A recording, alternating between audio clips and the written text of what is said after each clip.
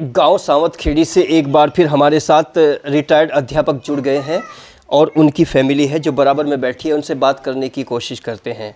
और एक बार फिर हम अपने दर्शकों को बता दें, जैसा कि हमारे सभी दर्शकों को मालूम है कि हम गांव दर गांव, कस्बे टू कस्बे और शहर टू शहर जाकर कुछ रिटायरमेंट की लाइफ जी रहे अध्यापकों और अलग गवर्नमेंट डिपार्टमेंट के लोगों से बात करने की कोशिश करते हैं और जानने का प्रयास करते हैं कि 20-30 साल पहले का भारतीय समाज क्या था और आज भारतीय समाज क्या है।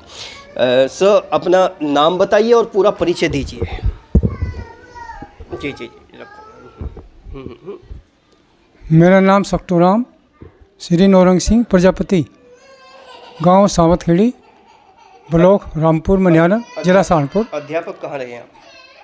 मैं शुरू में डकराव कला लगा था जी 1992 में। उसके बाद मेरा ट्रांसफ़र होएगा उमरी खुर्द रहा मैं 1 महीना। उसके बाद चंदपुर आ गया। चंदपुर मुझे पता बड़गांव के पास है। अच्छा, कौन से सन में आपका सिलेक्शन हुआ था प्राइमरी स्कूल में?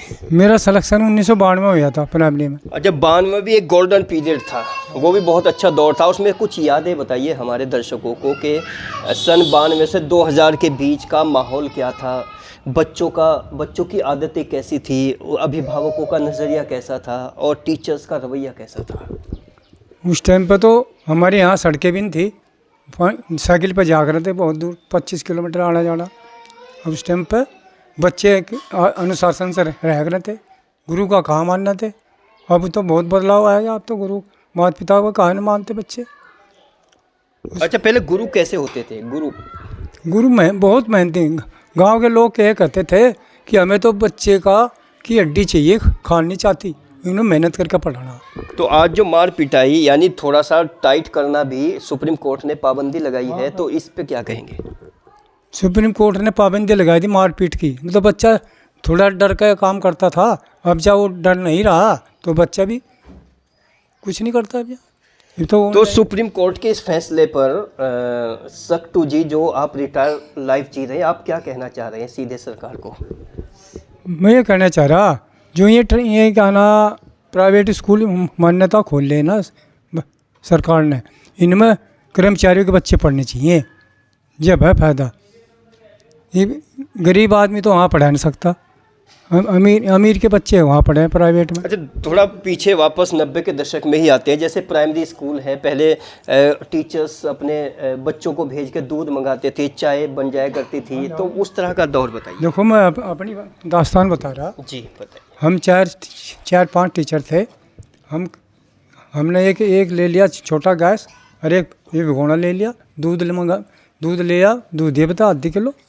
हम चाय अपने दूध से बना कर पी रहे थे, किसी बच्चे को तंग नहीं किया, अपने घर से दूध लिया।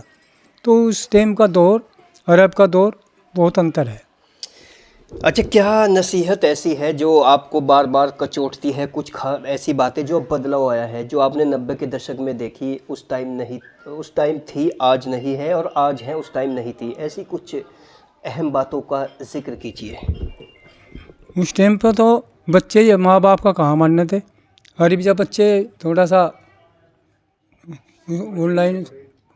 अच्छा, पढ़ाने का तरीका क्या था टीचर्स का? मतलब वो पढ़ाने, क्योंकि टाट पे बैठते थे, बोरी पे, कट्टों पे बैठते थे, और तख्ती स्लेट लिखना, थोड़ा उसको बताइए, उसको बड़ी सुंदरता से बताना है। तख्ती स्लेट? हाँ। तख्ती पे तो बच्चे का लेख सुंदर होता, एक सुलेख होती, एक तख्ती होती, उस पर नक्शे मार के टीचर देख रहा था, तो उन बच्चे इनमें लिखा करते थे। स्लेट पर आधे छुट्टी के बाद में बच्चों की 5वीं के, 4 के, 3 के अलग अलग स्लेट लेकर बैठ जाते। उन्हें प्रश्न पूछा करते गणित के, 5 प्रश्न दे दिया, भाई ना करके ले आओ। तो बच्चे उन्हें ध्यान से एक दूसरे का नहीं देखे थे, अपने अंतर से करें थे।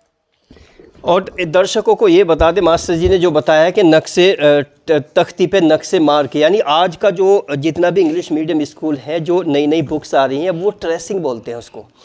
जैसे बुक होती है, उस पर ट्रेस करना होता है, पहले तख्ती के ऊपर नक्शे मारना बोलते थे। ये ट्रेसिंग बदल गई है, यानी शब्द बदल गए हैं, चीज़ें वही है।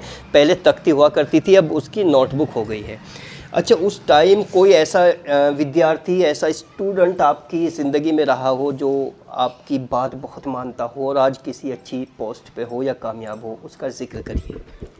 देखो चंदपुर में कई लड़के ऐसे थे जो गुरु का कहा मानते थे, आज वो लड़के बड़ी पोस्ट पे हैं। नाम बताओ उनका। एक तो था चंदपुर का दुष्यंत, तुम नाम भूल गए। चंदपुर तो थे कई लड़के, वहीं उसमें इंजीनियर है, कोई रेलवे में ड्राइवर है, याद नहीं रहे जो। फैमिली से बात करते हैं, आप भी अपना नाम बताओ चाची। लीला लीला, आप भी नाम। आराधना प्रजापति। आप थोड़ा और परिचय दो, जो गुरुजी बैठे हैं आपका क्या कनेक्शन है, आप क्या लगती हो इनकी? मैं इनकी लड़की हूँ बेटी हो? जी। अंजलि। चाची जैसे मास्टर जी अब परमानेंट 24 घंटे यहीं रहते हैं, तो मास्टर जी की कोई ऐसी बात जो आपको अब अच्छी नहीं लगती, बताइए। नहीं, सब अच्छी लगा है, अच्छे लगा है सब। अच्छा, पुराने ज़माने में जब मास्टर जी स्कूल जाते थे तो आप किस तरह से उनकी सेवा करती थी? मतलब सुबह जाने में क्या उनको कभी लंच वगैरह जो खाना है दोपहर का वो भी देते थे, या मतलब ऐसे ही निकलते थे? हाँ, दोपहर का यहन खा कर लिखड़े थे, फिर दोपहर को आने का खाना थे। आप बताओ मास्टर जी के बारे में, इनकी खूबियाँ बताओ क्या क्या? बहुत अच्छी खूबियाँ है मेरे पापा की, बहुत ही अच्छे हैं। कोई एक आध मेंशन करिए। क्या बोलूं? नहीं, अगर आपके पिताजी मास्टर हैं, रिटायरमेंट की ज़िंदगी जी रहे हैं, अगर मास्टर ना होते कुछ और होते, तब आपको क्या महसूस होता और अब क्या महसूस करते हैं? यह है कि हमारे पापा पे मतलब नौकरी थी तो हमारा गुजारा बहुत अच्छी तरह हुआ। अब हमारे पापा, ज़मीन है घर पे?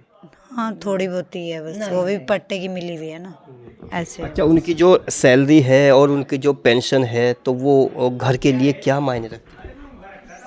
बस उनके लिए क्या मायने रखा है, इस लड़की के ऊपर लग रहा है बहुत मुकदमे हैं, बहुत पैसा लगा मेरे ऊपर, क्योंकि मेरा एक्सीडेंट हो गया था ना 2020 में, ट्रक के साथ हुआ था मेरा। और तुम बाइक से थी, किसके साथ थे? मैं भैया के साथ थी, मौसी के लड़के के साथ। तो मैं जैसे ट्रक की टक्कर लगी ना बाइक पे, तो मैं तुरंत गिर गई, तो मेरा चेहरा ऐसे फट के लटक गया था। फिर मैं यहाँ सरकारी में गई तो यहाँ जवाब दे दिया डॉक्टर ने, तो फिर इमरजेंसी के ऋषिकेश चले गए थे हम, जबकि मम्मी पापा। तो 4 दिन तक मतलब खून मेरा बिल्कुल भी थमा नहीं, ऐसा बुरा हाल हो गया था कि मरने हाल हो गई थी मैं। कुछ सरकार से मदद मिली है? नहीं, कुछ नहीं मिली। तो इसकी कोई रिपोर्ट कराई थी आपने? नहीं, कुछ नहीं। कुछ नहीं। 2020 में 10 जुलाई हमारी हमने तो वो भी नहीं ढूंढा था। कोई आयुष्मान कार्ड वगैरह? अब बना, पहले नहीं बना। यानी उस समय आयुष्मान कार्ड का भी कोई आपको लाभ नहीं? नहीं जी, मिल नहीं पाया, अभी बनाओ बस। अच्छा, अगर पेंशन ना होती, सैलरी ना होती और इतना बड़ा हादसा हुआ है तो तब क्या महसूस करते? मरी जाती बस, और क्या, मरी जाती। फिर इलाज नहीं हो पाया था मेरा, ऐसा नहीं हो पाया था जैसा अब हो रहा है। कितना पैसा लगा इलाज में? वो तो मम्मी पापा को पता है। क्यों मास्टर जी, क्या अभी बेटी के इलाज में 6-7 लाख रुपया लगा है आपका? हाँ जी, काफ़ी लग गया। कितने साल हो गए? 4 साल लगा जी। जो पेंशन ली थी ना मैंने, उसमें पेंशन पे 5 लाख रुपए लिए थे, वो लगे। फिर 1-1.5 लाख रुपया और था, वो लगा। और यही आँख ठीक नहीं हुई भाभी, उसने ने कहा सर्जरी हुई थी वहाँ से, मैं पारस हॉस्पिटल है जमुनानगर, तो उसने कहा ये सारी खुल गई है ना, या इसी ही रहेगी, और जो कि तू रहने दो सर। चलिए खैर, एक बार फिर 90 के दशक में लौटता हूँ तो वो तख्ती लिखना, वो स्लेट पे स्लेटी से लिखना, और वो नीचे पेड़ के नीचे बच्चों का बैठना, और अब अच्छे अच्छे कमरों में बैठना, फ़ैन चलना, तो दोनों की तरह की ये जो विद्यार्थी जीवन है, क्या कहेंगे इसके बारे में? देखो, पहले तो बच्चे आपस में प्रेम से बैठे रहते, एक दूसरे की नकल नहीं करते हैं, और मेहनत करके पढ़ाते। जो भाई पाठ था ना गद का, वो बच्चे में सारे सुना देते पढ़ के, इतनी लगन थी बच्चों पढ़ने की। अरे बच्चे पढ़ते नहीं, ये तो मोबाइल से काम चले सारा। और ये मास्टर जी हैं, नाम क्या बताया? मेरा नाम सक्तूराम प्रजापति। सक्तूराम प्रजापति, जिन्होंने बताई है कुछ 90 के दशक की यादें और कुछ डिफरेंसेस, कुछ अंतर, और उन यादों के साथ हम अपने दर्शकों को बता दें कि एन एक्सप्रेस की ये मुहिम के रिटायरमेंट जितने भी रिटायरमेंट लाइफ लोग जी रहे हैं, हम लोग उनसे बात करके सीधे अपने दर्शकों को रूबरू कराते हैं, कुछ 80 और 90 के दशक की कुछ यादों में उनको ले जाने की कोशिश करते हैं। बने रहिए एन एक्सप्रेस के साथ।